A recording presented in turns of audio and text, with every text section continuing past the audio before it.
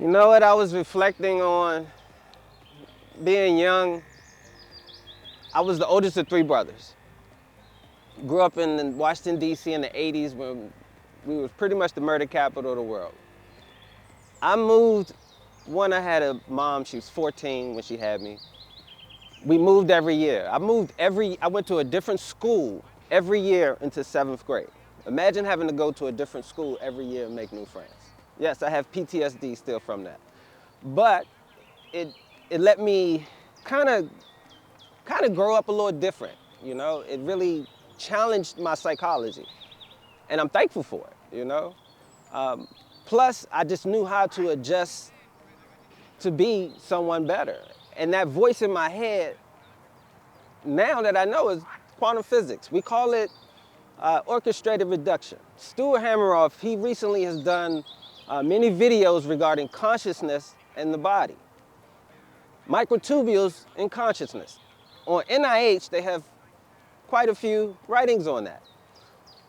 So we have something called the Adinkra codes.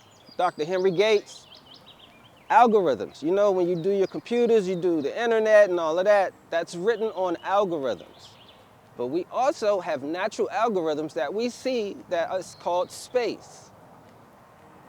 Indeed, yes, algorithms. And they come through what's called orchestrative reduction, and then we pick them up as receivers. You know all those ancient ancestral things where you see where the halo is around the head? That's the Wi-Fi.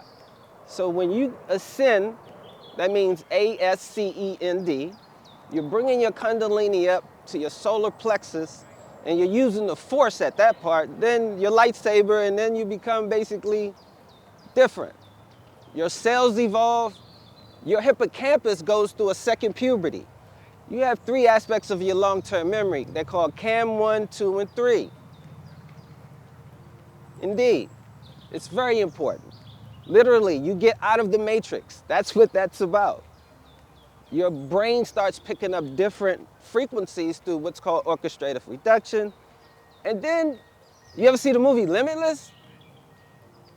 You don't need no damn pill, excuse my language. You just need to do some shadow work.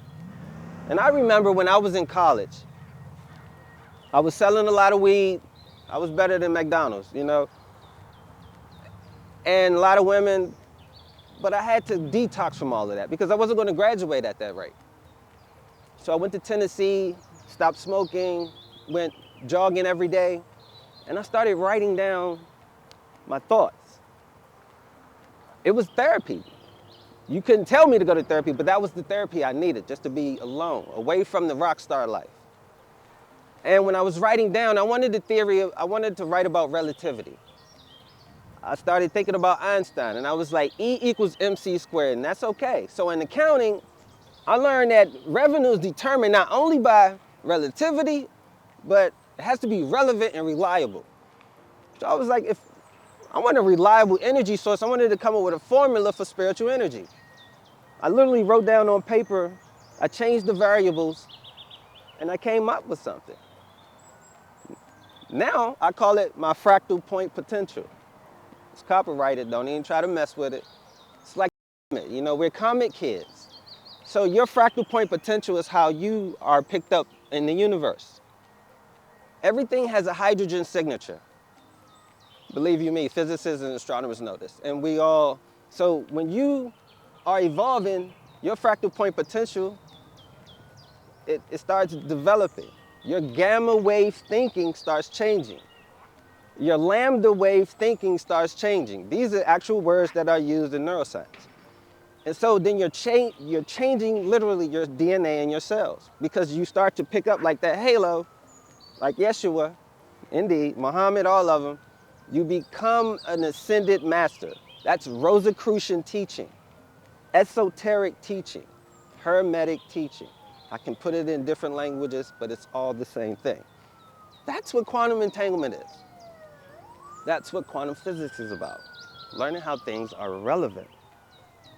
So my theory is basically about how the M is us, matter, based on the 7 chakras, and when you align them, your pineal Dr. Joe Dispenza. I just read his book, Becoming Supernatural.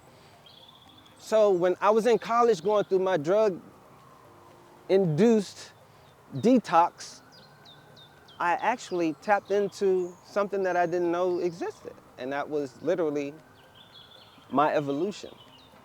And it helped me graduate. It helped me, when I got home, I was on a TV show, me and my friends. So that detox, that shadow work that I did in college helped me overcome those hurdles and focus on what we call is the law of manifestation, because I had to resonate with my heart and what I wanted. So as I was just looking at the baseball field, I hit the game winning home run in high school. Basketball, I'm still out there now, but I wanted to know it's something beyond money that I wanted. I wanted to be Luke Skywalker and Bruce Lee and Yoda all in one, and Optimus Prime. So the fortitude of understanding all of these dynamics and the step away from the greed led me to quantum physics. And that led me to quantum healing. And that led to sacred secretion. Jim Carrey did a video about this not too long ago. That's what quantum physics really is about, mastering your kundalini, being the alchemist that was known as a way of life. That's what Atlantis was about. But that's a video for another time. Stay tuned.